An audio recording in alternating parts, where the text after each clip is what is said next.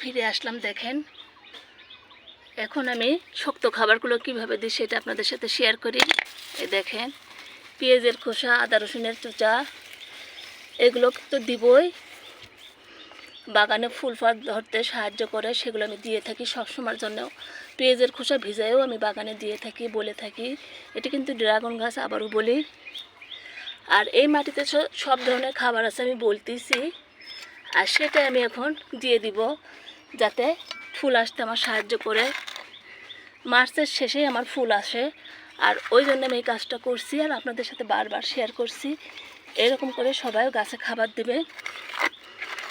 আর তারপরেও আবার ফুল ফল যখন আসবে, আপনি কলার খোসা ভেজানো পানি, সরিষার খোল ভেজানো পানি এগুলো দিতে পারেন, পেঁয়াজের খোসা ভেজানো পানি, সেগুলো আমি দিয়ে থাকি।